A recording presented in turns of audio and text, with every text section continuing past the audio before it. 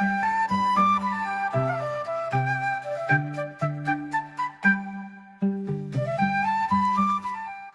primera vista eran fragmentos de nubes flotantes.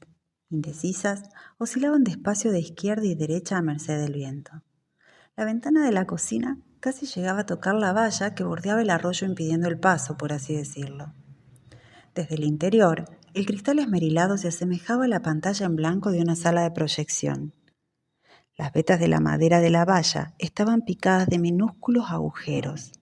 Sobre aquella tosca pantalla, más allá de un sendero de unos 3 metros de ancho, se reflejaba el tenue contorno verde de un seto plantado en dirección norte. Cuando pasaba alguien, su silueta se apoderaba de la ventana entera.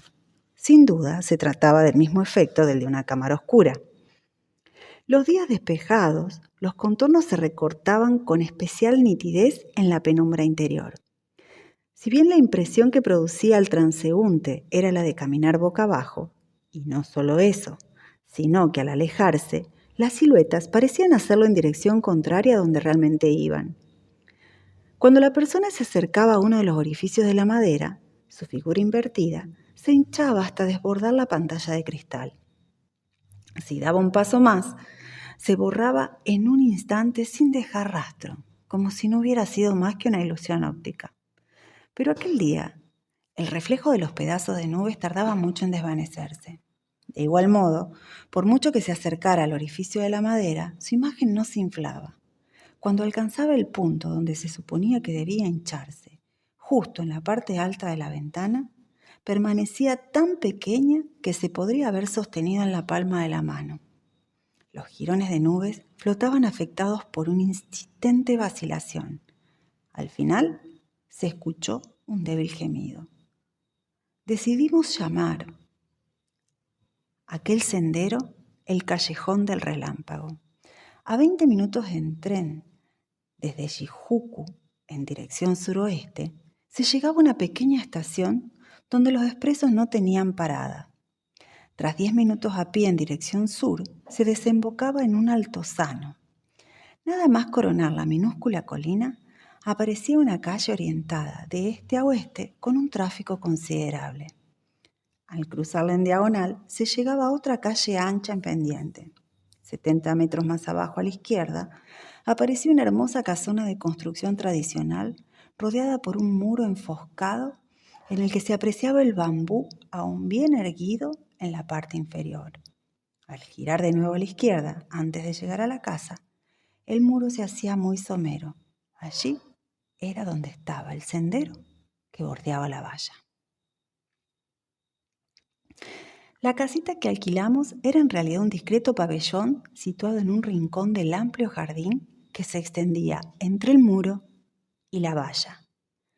Esta tenía una puerta de madera de un solo batiente que servía a un tiempo de acceso para el servicio de la casa principal y el de entrada para los inquilinos del pabellón. Los agujeros en la madera se asemejaban a ojos invisibles. Cuando alguien pasaba por el sendero, su figura se reflejaba, sin saber muy bien cómo, en la ventana que daba justo detrás del muro hasta que chocaba con otro de ladrillo que sobresalía por el lado izquierdo. En ese punto, el camino casi llegaba a formar un ángulo recto. Tras ese quiebro inesperado, un poco más adelante, volvía a curvarse bruscamente a la izquierda y allí uno tropezaba con otra casa cuyo tejado estaba cubierto por las hojas de un olmo portentoso. Como el sendero dibujaba de esa forma de diente de sierra, lo bautizamos por pura diversión como el Callejón del Relámpago. El olmo era un árbol muy anciano. Es probable que estuviera catalogado entre los ejemplares centenarios protegidos por el municipio. Cuando construyeron la casa a la que daba sombra, debieron de dibujar los planos de manera que lo rodease sin llegar a afectarlo. Las ramas crecían a su antojo, guiadas únicamente por su propio capricho. Su sombra se extendía hacia la parte oriental del jardín hasta casi rozar el pabellón levantado al noreste. Hasta allí prodigaban su exuberancia y la infinita hojarasca de finales de otoño tenía el efecto de arrancar suspiros a la anciana propietaria.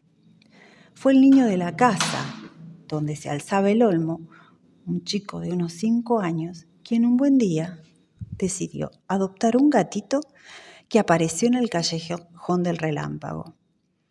Aunque éramos vecinos por el este, estábamos separados de ellos por el relámpago que dibujaba el sendero, de manera que nunca teníamos ocasión de cruzarnos al entrar o salir. Por la parte que daba a su casa había una ventana corredera cuya función principal era la de ventilar. El resto de la linde entre las dos propiedades albergaba el muro. Pero por encima de todo, al ser los inquilinos de un pabellón que tan solo ocupaba un rincón en un vasto terreno, nuestra conciencia de vecindad únicamente llegó a desarrollarse de manera muy tenue. Arrebatado por el entusiasmo, el niño jugaba a menudo en la zona donde el sendero giraba sin dejar de proferir en ningún momento unos gritos agudos. Rara vez tenían ocasión de cruzarme con él, dado que nuestro ritmo de vida era muy distinto. Yo solía quedarme hasta la medianoche, inclinado sobre la mesa de trabajo. Sin embargo, un día se escuchó: «Quiero quedarme con el gato». La voz, que manifestaba con toda claridad la voluntad infantil, franqueó el muro y llegó hasta la mesa donde disfrutábamos de un desayuno tardío. Unos días antes había visto un gatito que iba y venía a saltitos de un minúsculo jardín del pabellón, que solo servía para tender la ropa, y al escuchar la voz del niño no pude evitar una sonrisa. Cuando más adelante lo pensé, comprendí que fue en ese instante cuando todo se desencadenó.